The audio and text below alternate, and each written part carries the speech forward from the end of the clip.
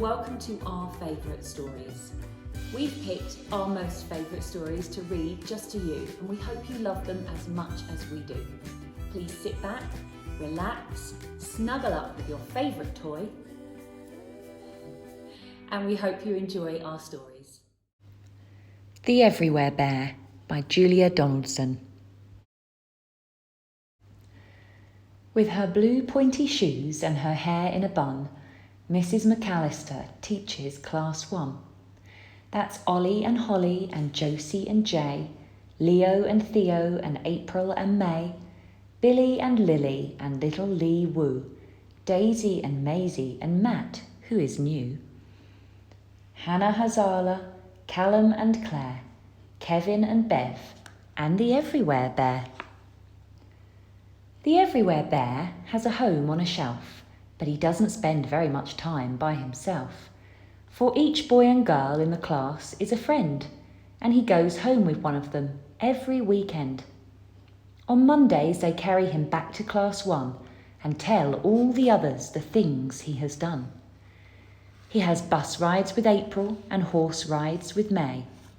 He eats burgers with Billy and jelly with Jay. With Lee Woo he's a pirate, and with Kevin a king. And Callum and Claire push him high on a swing. He bounces with Bev and does handstands with Holly. He likes playing football with Maisie and Ollie. He always makes dens when he goes home with Daisy. At Lily's they let him be lovely and lazy. With Theo and Leo he tinkles a tune. With Hannah Hazala he goes to the moon. With Josie he whizzes about in a chair. No wonder they call him the Everywhere Bear. One rainy day, the new boy, called Matt, was splashing to school when he spotted a cat, and when he bent over to give it a cuddle, the Everywhere Bear tumbled into a puddle. Just round the corner, a driver called Pete sat in a van painting stripes on the street. Matt got to school and sat down in his chair. He opened his bag, and the bear wasn't there. Nobody knew that poor little fellow, just like the street, had been painted bright yellow. Nobody saw when a river of rain washed him and whooshed him head first down the drain. And no one was there when the bear with the stripe, dirty and dizzy, splashed out of the pipe. The water was wild and the weather was wet when Jim, Jeff and Jonathan hauled in their net. Waves rocked the boat and a storm filled the air. None of them noticed the Everywhere Bear. Back in the harbour, Mohammed Hussein lifted the fish off the boat with his crane. "Give me 2 boxes," said old Mrs. Bishop.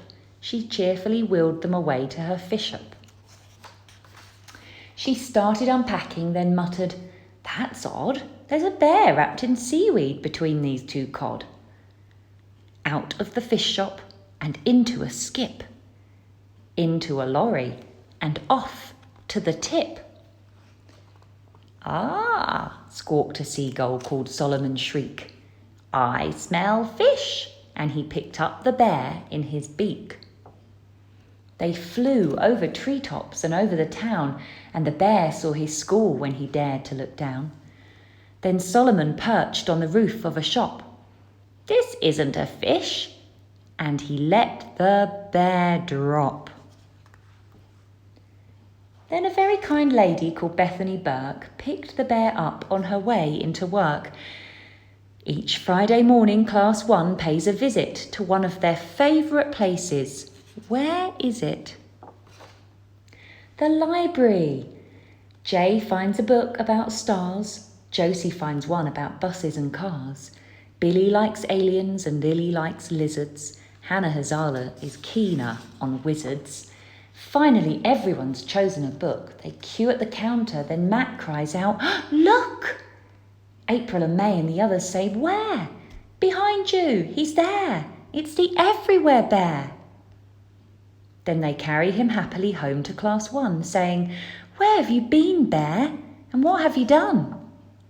The bear never talks, but he smiles to himself and he thinks as he settles back down on his shelf. I've been in a puddle, I've been down a drain, I've been in a boat and I've been in a crane. I've been in a shop and I've been on a skip. I've been in a lorry and I've been on a tip. I've been in a beak and I've been in the air.